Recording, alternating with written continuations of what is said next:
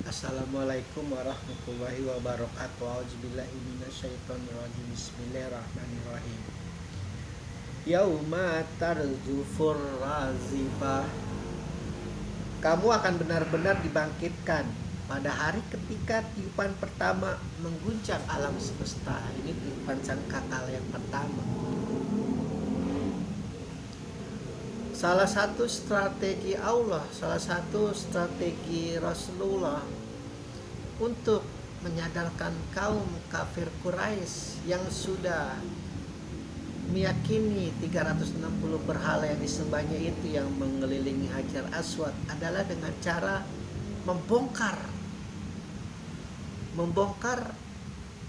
kepercayaan mistiknya itu kepada malaikat-malaikat mereka yang kita tidak tahu itu bagaimana sistem kerja para malaikat-malaikat yang mereka yakini itu, yang mereka sembah itu, berhala-berhala itu.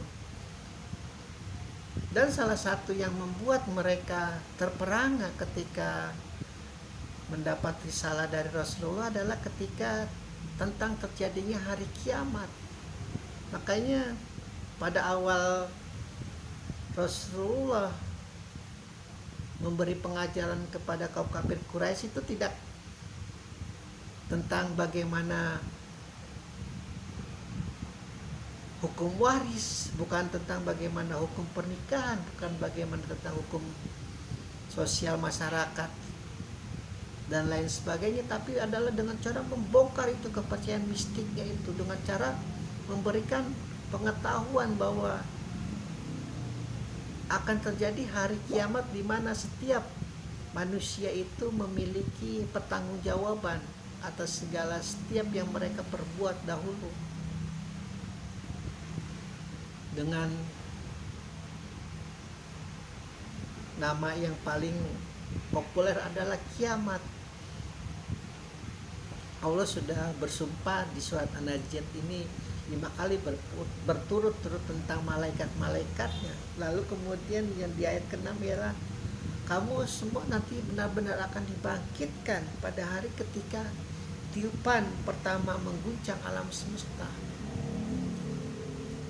Ini kalau dipelajari ini bisa jadi sebuah teknologi yang luar biasa sebenarnya. Karena memang setiap ledakan, setiap apapun itu yang namanya senjata itu pasti diiringi dengan suara yang mengguncang. Bom atom, bom apapun itu, suara senapan pistol, rudal atau apapun, pasti suara mengguncang. Dan ada nanti yang namanya senjata itu, yang namanya sangkakala itu yang ditiupkan oleh malaikat, itu akan mengguncang seluruh alam semesta, saking luar biasa kerasnya itu suara. Akan menyadarkan kepada kita bahwa kita itu manusia sebenarnya, tidak lebih tidak kurang, yang tugasnya hanya menyembah kepada Allah, yang tugasnya hanya memakmurkan alam semesta, mendamaikannya, mengasihinya, menyayanginya.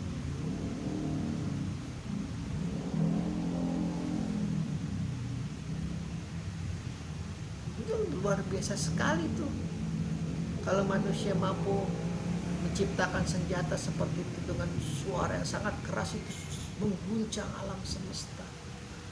Dan bukan mustahil itu di pikiran-pikiran ahli senjata ya, senjata-senjata itu bisa tercipta. Namun jangan sampai, cukup Allah sajalah dengan malaikatnya itu yang nanti sebagai bukti bahwa hari kiamat akan terjadi.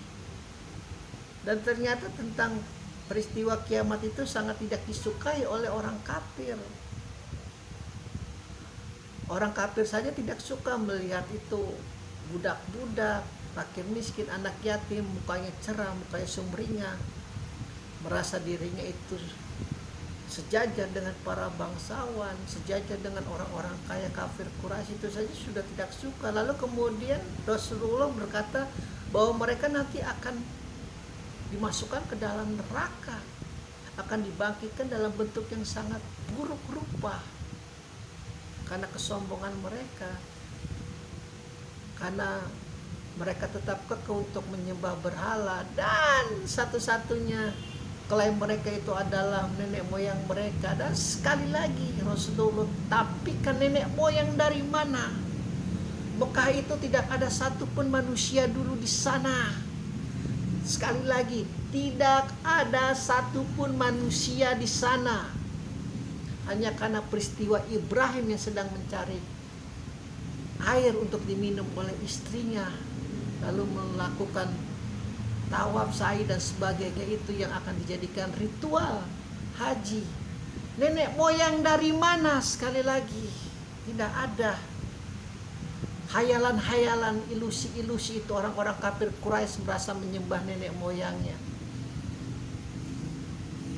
Itu Hajar Aswad, nenek moyangnya adalah Ibrahim. Ibrahim itu memenggal berhalanya Namrud.